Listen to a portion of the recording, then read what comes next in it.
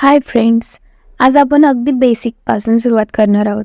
म्हणजे काय तर बऱ्याच जणांना कळत नाही की इज कधी वापरायचं आणि एम कधी वापरायचं किंवा हॅव हॅज हे कधी वापरायचं.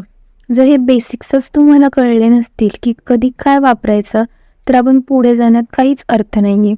सो आज आपण हे वर्ब्स बघणार आहोत. कोणते तर टू बी आणि टू हॅव. फ्रेंड्स, आता टू बी म्हणजे काय तर टू बी म्हणजे असणे. Okay, that is a state. So I जेव्हा तुम्हाला वापरायचं असेल like I am, you must use am. बरोबर, आय बरोबर कधीही इज किंवा आय बरोबर कधीही आर लागत नाही. आय इज किंवा आय आर असं वाक्य होत नाही. So it's always going to be I am am, right. आता इजचा वापर कधी कधी होणार आहे. He is, she is, it is किंवा कोणाचं तरी नाव असेल dash dash is like Shruti is किंवा एखादी गोष्ट असेल, सिंग्युलर गोष्ट असेल तर like water bottle is, pen is असं आपण बोलू शकतो. Okay, next is you R, we are, they are. आणि प्लुरल नाउन जेव्हा असेल म्हणजे काय अनेक वचन तर तुम्ही आर वापरणार आहे. आता बघूया सेंटेन्समध्ये कसं वापर होईल याचा. Okay, I am a teacher. Okay, मी एक शिक्षिका आहे. आता आय नंतर बघा इकडे एम आलेला आहे. वाय? बिकॉज आय बरोबर आपण कायम एम वापरतो. Okay, next. आता मला निगेटिव्ह सेंटेन्स करायचं आहे. लाईक आता बघा, I am not a teacher. Okay, I am नंतर नॉट लावलंय. मी टीचर नाही आहे. आणि हात जर तुम्हाला क्वेश्चन विचारायचा आहे तर तुम्ही कसं बोलणार? आय आणि एमच्या प्लेस बदलणार आहात. ओके, क्वेश्चन विचारत असताना एम हा पहिला येतो. Am I a teacher?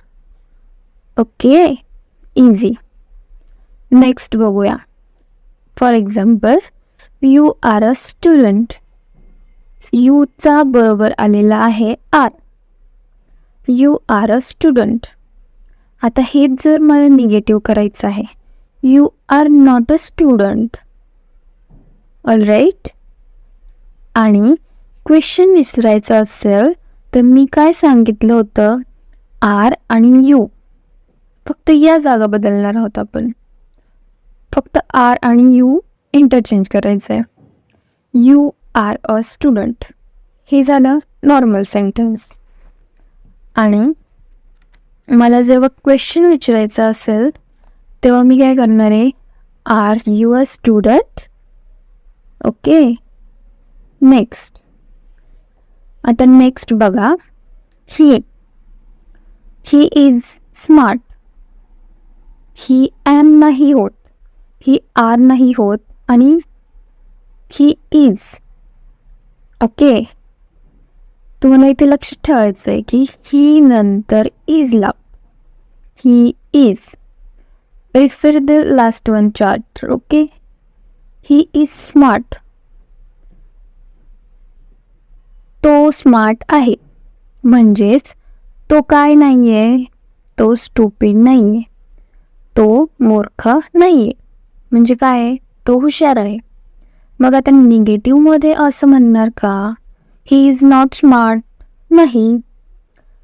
तर ही इज नॉट स्टुपिड म्हणजे तो स्मार्ट आहे. आता क्वेश्चन विचारायचं आहे तर आपण काय करणार आहोत, इंटरचेंज. Is he smart? तो स्मार्ट आहे का? Okay, all right. फ्रेंड्स, हे अगदी बेसिक होतं.